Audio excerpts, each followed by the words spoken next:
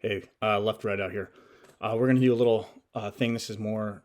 I don't know how this video will get over there, but we're gonna do a little more of an operational, tactical, um, kind of what I think should happen if you're a Ukrainian in the Ukrainian leadership at this point. And then we're first. I'm gonna go over the markets real quick. So Powell just testified. I don't know if it's over yet. Pretty much, you're gonna get that quarter rate based hike. The half point's gone. I mean, they're just like I said before, this is their excuse. That's gone. He acknowledged something. He acknowledged that inflation is a monetary phenomenon. He said primarily. Well, we're making inroads on him, so I'll go with that. But markets up steadily. Oil's drastically up higher. It's well over. It touched 111. I saw overnight, and now it's like 108 or something. So pain. I don't know. A lot of pain can happen here, especially people that you need to fill up their tanks, which that's about pretty much everybody over here in America. Okay, anyway, because this is more prescient information, because maybe I've seen some other guys make similar posts and analysis, and hopefully somehow this kind of information will get to the battle space over there. Because for some reason, I don't know, we're not seeing it. I'm not seeing any intel on if they're doing this or not. It doesn't seem like they are. But now's the time. You've heard things about the Russian convoy, the 40-mile convoy. Somehow that is going on without anything happening to it. I have no idea why. I would not. That's unsatisfactory to me, or unsat. So I'm gonna keep this. Try to minimize military terminology to the most part. So I'm just going to give you a orientation real quick of so far what's gone down from my most recent knowledge. So, like I've said before, there are 1, 2, 3, 4, I'd say 5. Well, there's 4 efforts. Let's just call them 4 efforts.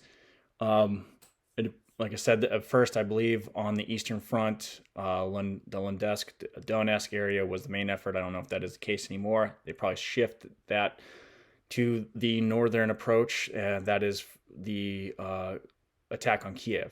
That's probably going to be I believe that's their main effort if we are looking at the status of troop movements. But here's the thing. So you have the Kharkiv push. There's also above that another push, and they've made significant inroads. That Russian front and the southern one coming from Crimea and the around that region have made the furthest inward into Ukraine proper, or whatever, just the actual land, with not counting cities or anything, just advance on real estate, right? And like I said, that Donetsk push, the southeastern front where this started, looks to almost be merging with the push from Crimea. And like I said, we look for that. I said, roughly a day, maybe a little bit more. It looks like within the next probably 24 to 48 hours that will happen. And then you'll have probably some consolidation on that, in that area. It's Kharkiv. There's a lot of fighting in there. So what I'm about to break down is mainly for Kiev. And you could also implement this kind of thing in Kharkiv, but it looks like that fighting's already getting to the point where you should already be implementing what I'm about to tell you. If not, I don't know what to tell. I don't know what to tell you, because we're getting to the point. Now I'm going to show you this map. I'm going to try to pull this map up real quick, give you a better orientation. Looks like we have a little bit more of an update. So see if I can pull this up, because this map that I'm looking at. It's probably the best one I've seen, if my phone wants to listen to me, because I can't stream on this and post it right now with my current equipment, so it's kind of tough for me to put it up here. Otherwise, I would just put it in a little sidebar. But we're gonna put it up here. This will give you a little bit of, if you can see, you can kind of see this map here.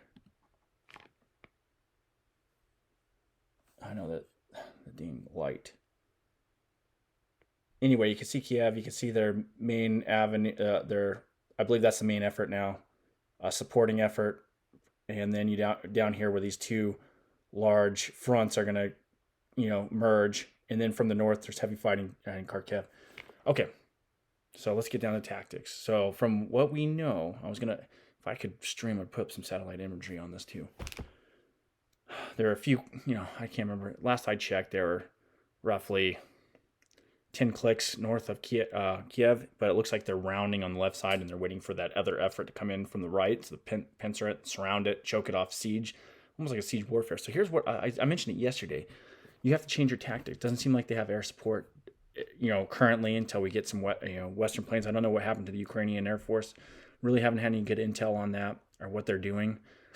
But they seem to not be, either they're not deployed in the right areas, like attacking and strafing convoys, if anything, just to buy time and to just create havoc on the Russian side to cause some havoc. Don't just let them walk in here. So I don't know what happens. All I know is that hopefully, if they get actual planes and they can operate from Lviv, and maybe you can get some air support. I don't know, but my analysis is as if though they don't have that. What I would do if I was Zelensky, like I said, I would get all the women and children as much as you possibly can, elderly, I would have done this yesterday or, a few days ago. I'd have got them out, Kiev, because essentially, to me, at this point, you have to operate in the mindset that this town is gone, one way or the other. The city is gone. It might as well be a forethought. Now it is going to be, you have to be willing to accept that. Get the people out, save their lives. That's worth more than the real estate there. Secondly, once that's done, you start taking a page out of the playbook of the Taliban or the Afghans, the Al Qaeda, and other insurgency in Iraq, especially because you're talking about more flat terrain, and Iraq would be more, I guess, applicable to this. So what does that mean? Now, I don't know what kind of assets they have from us. I know they have Javelins and Stinger missiles, or Stinger anti-air, whatever assets. I don't know if they have like Claymores or anything like that, but they can sure come up with some IEDs. I know that. They can come up with something like that, right? They might even have artillery. I don't know, but it's not been implemented. I don't know why it's not firing on these convoys or their assembly areas or whatever, just trying to get them to culminate, come at you or unorganized and more apt to pick you off. But if it was me, I'd start utilizing structures or whatever to block roads and create channeling points or kill boxes. I mean, I'm trying to keep this, at least amount of military lingo, but just areas where you channel the enemy. And because they're running mechanized units or, tanks and APCs or whatnot. And from what the looks of it, they're not really, they don't have anybody dismounted. And somebody else made this observation too, from whatever footage we can. There's not a lot of dismounted patrols coming off that. Everybody seems to be loaded up on the APCs, running around like, like they're behind the line of departure or whatever. Like they're behind the LD. They're just hanging out, like smoking and joking, running, coming down. Nobody seems to be, harassing them, besides maybe yelling at them or whatever. But okay, so that goes to another point. So anyway, you start preparing for them to come in the city. Like I said before, this is kind of like your main maneuver here is to suck them in into the town and put them in certain kill zones, and then utilize your assets like javelins and IEDs, complex ambushes. I know they know how to do that. We taught them, myself, British, Marines, and I know some British rifles and Canadians, taught them about these how to counter the IEDs, how to run convoys. So all you have to do is the opposite of that.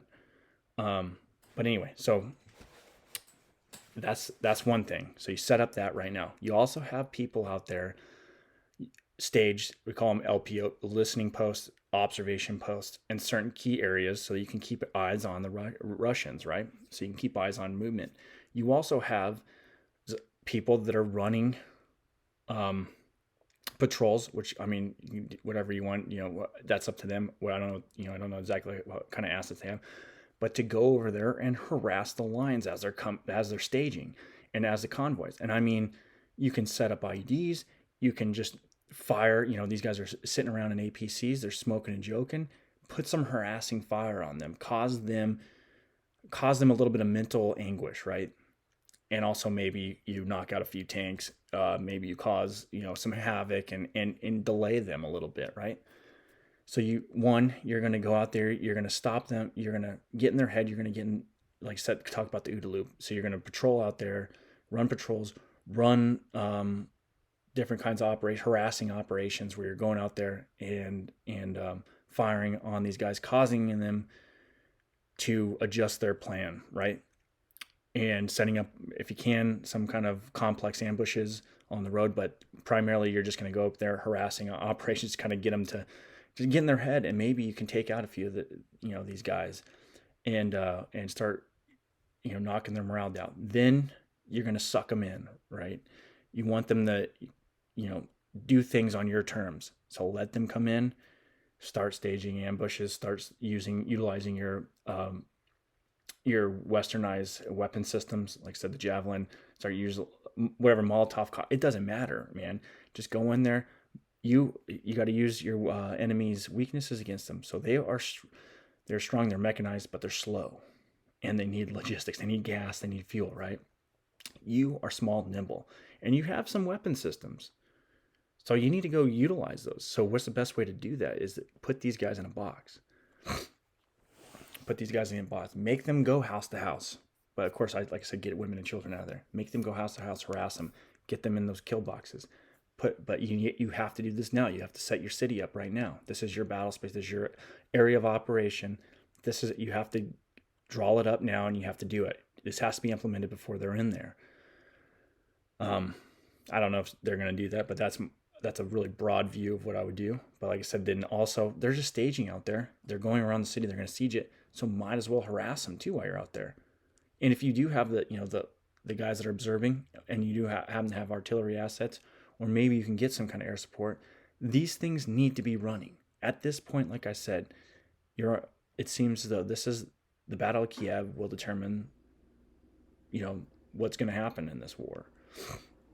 It's the key battle. So you got to operate as though that city is gone. So that means we're doing things we normally wouldn't do on a conventional battlefield. We are learning from, war that has happened over the last hundreds of years, and specifically, more broadly speaking, more narrowly speaking, in the last 20 years, and how military forces were able to not necessarily stymie American forces, but able to exist and really cause significant, I want to say deterrence. They were able to stop us in a sense because we were hamstrung. Not to say that the Russians would be in the same thing, but we can utilize those tactics, or the Ukrainians can utilize those tactics, and at least slow them down, at least make them pay for it, right? You want to make them earn every block. You want to make them bleed for whatever they're going to earn, whatever they're going to take over. So let's do it. Let's inflict some casualties. Maybe you can stop them enough that even if they win, they can't go any further, right? You want to inflict as much casualties as you possibly can. And if it were me, I might even call guys from Kiev as like, hey, this is the rally point. This is where our last stand is. And we are going to inflict the most god-awful, guerrilla-style warfare, amount of casualties we possibly can on these bastards. We're going to stop them in this town, or in this city. And you think about all the complex, because the terrain features in Ukraine, it's mostly flat. If you get in the west, there's, a little bit more significant tree cover. But where they're at, it's mostly flat farmland. It is a significant wheat producer. So you want to utilize your terrain features, which is the best thing to do is utilize the city, especially when you are outclassed technologically, or when it comes to guns, right? They have big tanks and all this other jazz, and air support. So you want to get in the city. Like I said, get the women and children, get them west, and suck them in. But you have to create the conditions within the city in order to canalize these the Russian assets, their armor, their APCs, and wreak havoc. And then in the meantime, you need to be out there harassing their lines. And you're going to gather valuable intel. You're going to get in their head. you're going to inflict casualties out there as well. And you want to make, all the propaganda going on. You want to make an actual Ukraine Reaper or whatever. This is how you do it. You can instill fear in their minds. And you can cause Putin to actually rethink this. You can stymie their attack, their plans. But anyway, if you're the Russians, on the other hand, you encircle this and you siege, you encircle this city and you essentially choke it to death. And then while your other fronts are consolidating and gaining, moving up and controlling greater amounts of land. Sorry, I'm losing my mind. I just PT'd and took a shower, so I'm ready to almost ready to take a nap here. But anyway, I guess what I'm saying is right now Zelensky needs to set up the last stand and utilize history against a modern army. We haven't seen this kind of warfare in a while, but a modern equipment versus modern equipment. But what we have seen is guerrilla style tactics versus a modern, technologically advanced army, and that's the U.S. versus whatever Iraqi insurgencies, U.S. against Afghanis.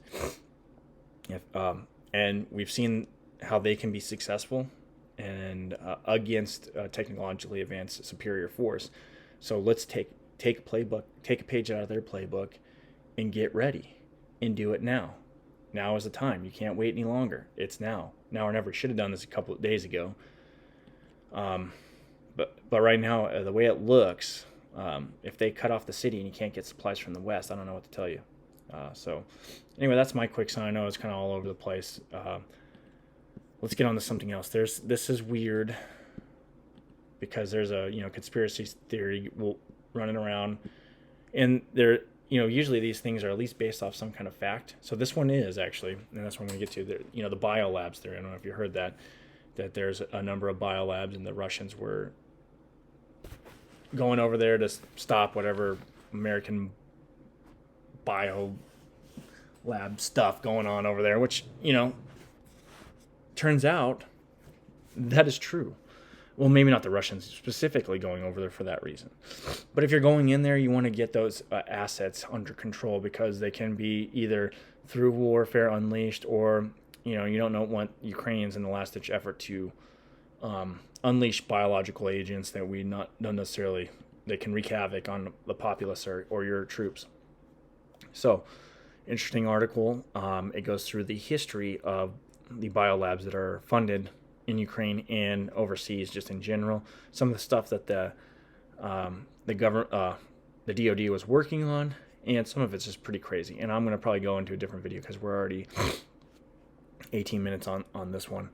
But just to let you know, there's one that was out of Georgia, I believe, that was running some interesting, I won't say interesting because there's people that died over this, experiments on Ukrainian soldiers. And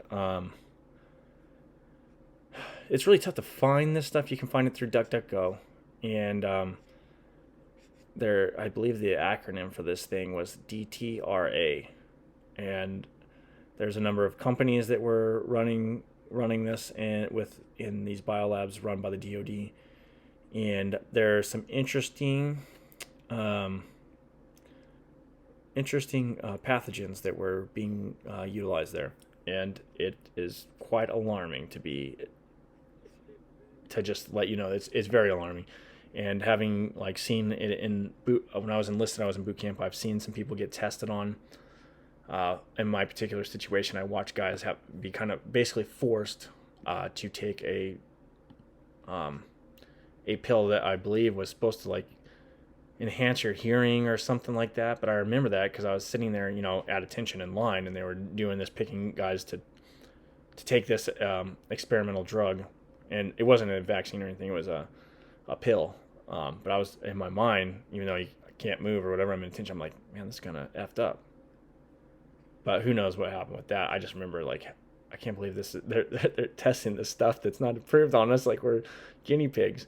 But they were doing that over there, and there's people that are dying, and they weren't giving the soldiers heads up, I guess. But I'm going to go through this article a little bit more extensive, and I'll probably do a whole video on it because this is something that really kind of